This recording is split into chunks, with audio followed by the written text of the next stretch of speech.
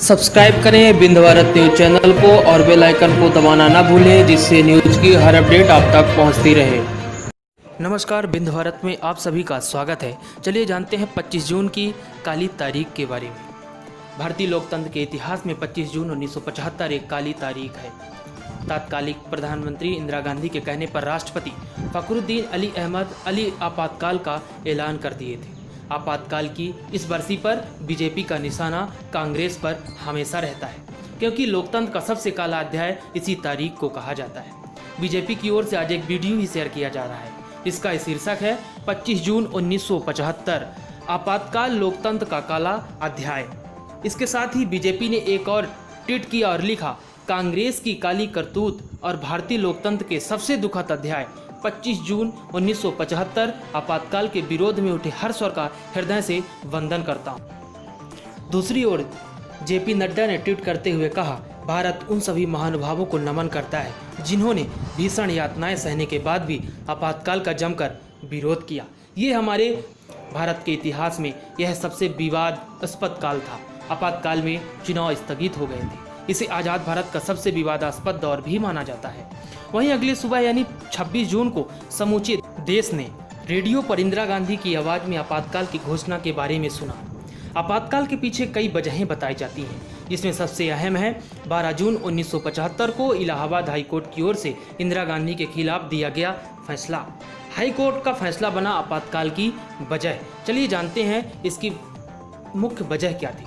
कहा जाता है कि आपातकाल की नींव 12 जून 1975 को ही रख दी गई थी। इस दिन इलाहाबाद हाई कोर्ट ने प्रधानमंत्री इंदिरा गांधी को रायबरेली के चुनाव अभियान में सरकारी मशीनरी का दुरुपयोग करने का दोषी पाया था और उनके चुनाव को खारिज कर दिया था। इतना ही नहीं, इंदिरा पर 6 साल तक चुनाव लड़ने पर और किसी भी तरह के पद संभालने पर रोक भी लगा दी गई थी। आपातकाल बंदिश और घुटने के वो 21 महीने के बारे में चलिए जानते हैं। राजनारायण ने 1971 में रायबरेली में इंदिरा गांधी के हाथों हारने के बाद मामला दाखिल कराया था। जस्टिस जगमोहन लाल सिन्हा ने यह फैसला सुनाया था। हालांकि 24 जून 1975 को सुप्रीम कोर्ट ने आदेश बरकरार रखा, लेकिन इंदिरा गांधी को प्रधानमंत्री की कुर्सी पर बने रहने की इजाज़त दी। एक दिन बाद जयप्रकाश नारायण ने इंदिरा के इस्तीफा देने तक देश भर में रोज प्रदर्शन करने का आह्वान किया। देश भर में हड़तालें चल रही थी। जयप्रकाश नारायण, मोरारजी देसाई सहित कुछ नेताओं के नेतृत्व में व्यापक विरोध प्रदर्शन किया जा रहा था।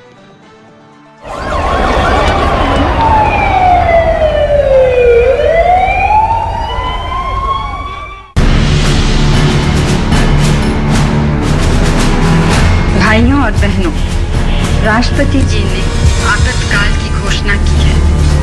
इससे आतंकित होने का कोई कारण नहीं है।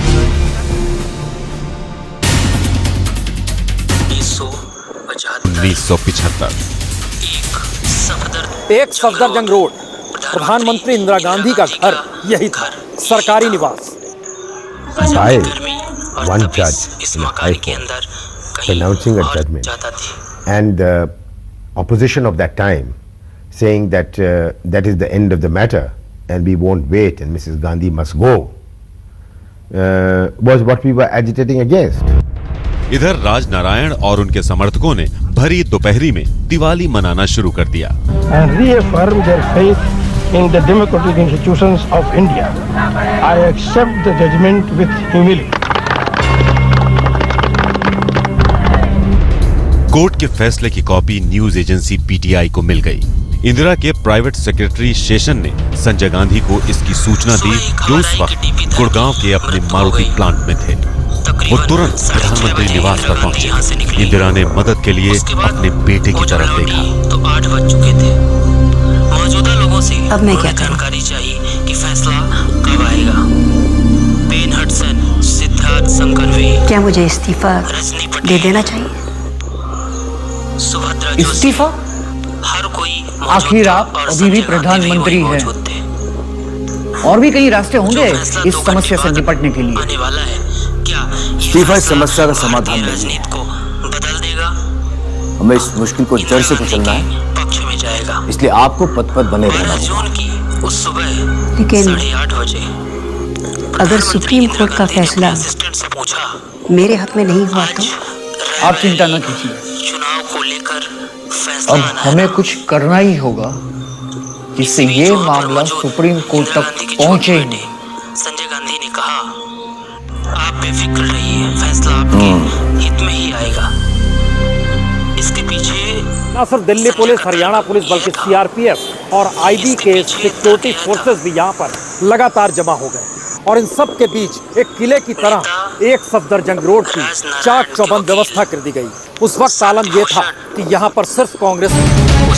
अभी इस मुसीबत से निकलने के लिए इंदिरा और संजय माथापच्ची कर ही रहे थे कि गांधी के राज्य गुजरात से एक और झटका देने वाली खबर आई। ये बताने के लिए कि एक सफदरजंग रोड पर मची जयकार सूबों में चटक रही है।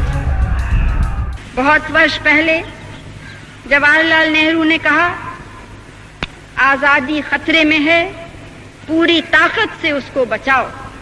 आज भी मैं आपसे यही कहती हूँ, आजादी खतरे में इसलिए नहीं पड़ती है कि कुछ लोगों को हम बोलने से बंद रख रहे हैं और उसको भी जाना चाहिए, ये मैं 2 दफे पहले कह चुकी हूँ। लेकिन आजादी को खतरा तब होता है जब आजादी के मानी क्या है, लोकतंत्र के सच्ची मानी क्या है, देश का हित कहाँ है, इन चीजों को जब हम भूल जाते हैं तब असली आजादी को खतरा। 12 जून की उस रात एक सफदरजंग रोड में कोई सोया नहीं। सारी रात संजय गांधी अपनी कोटरी के साथ आगे की रणनीति बनाते रहे। इसके तहत ही ये तय किया गया कि हर रोज सफदरजंग रोड के आसपास सिर्फ जन सैलाब होगा, जिसकी लहरों पर इंदिरा का नाम लिखा होगा, जिसकी गूंज सिर्फ इंदिरा इंदिरा के रूप में सामने आएगी।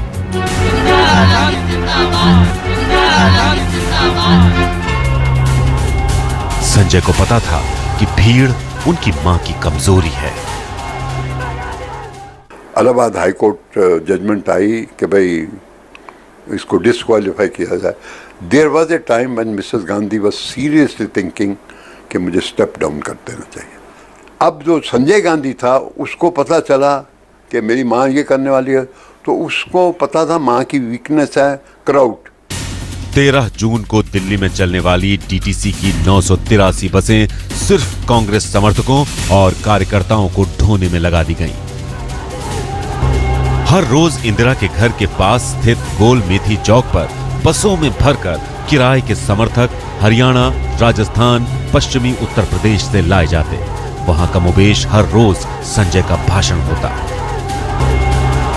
गोल मेथी चौक पर वो रोज ज़्यादातर हरियाणा से, पश्चिमी उत्तर प्रदेश से, राजस्थान से लोगों को लाया जाता था और वो ये उन सभाओं में संजय गांधी की योजना में लाया जाता था, बंसीलाल की योजना में लाया जाता था और उन सभाओं में देवकांत बरुआ का भाषण होता था और वो कहते थे कि इंदिरा माने इंडिया इज इंदिरा और इंदिरा इज इंडिया।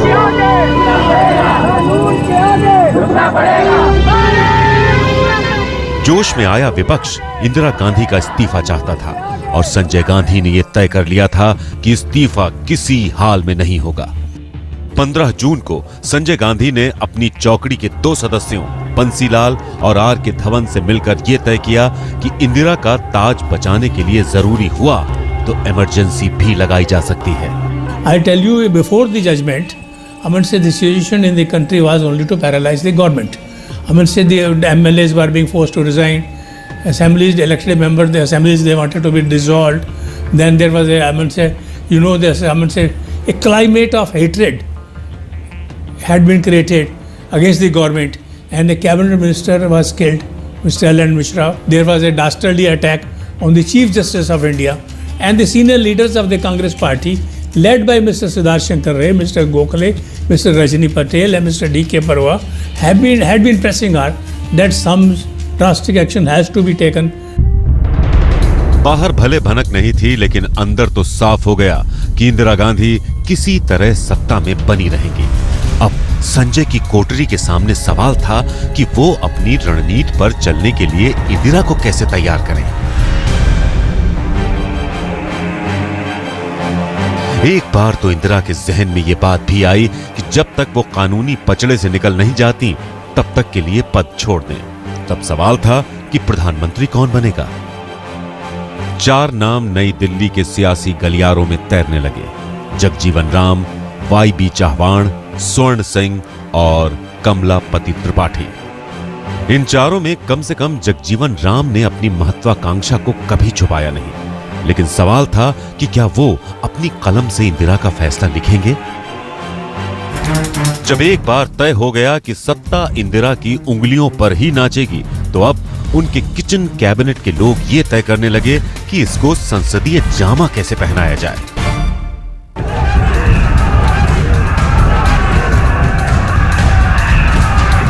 सड़क के समर्थन को संसद तक पहुंचाने की कोशिश इंदिरा और संजय की कोठरी करने लगी।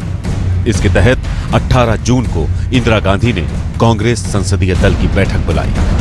उसमें आए सभी नेताओं ने इंदिरा के नेतृत्व में संपूर्ण आस्था जताई। किसी ने नहीं कहा कि अदालत के फैसले का सम्मान करते हुए वो इस्तीफा दे दें, बल्कि सबने कहा था कि इंदिरा का सत्ता में होना अपरिहार्य है। लेकिन चंद्रशेखर, कृष्णकांत, मोहन धारिया, लक्ष्मी कांताम्मा और रामधन जैसे युवा नेताओं को मंजूर नहीं था कि इंदिरा की सत्ता को अपरिहार्य माना जाए। इसलिए इन सब ने संसदीय दल की बैठक का बहिष्कार। सांसदों, नेताओं ने इंदिरा तो छोड़िए, संजय गांधी के सामने घुटने टेक दिए। लेकिन ये सवाल तो नेहरू गांधी परिवार के जहन में घुमड़ ही रहा था कि क्या देश की जनता भी घुटने टेक देगी? क्या लोग इंदिरा गांधी को आगे भी अपना नेता मानते रहेंगे? इसके लिए संजय ने एक नई रणनीति बनाई, संपूर्ण पारिवारिक रणनीति। सब्सक्राइब करें बिंद भारत न्यूज चैनल को और बेल आइकन को दबाना ना भूलें, जिससे न्यूज की हर अपडेट आप तक पहुंचती रहे।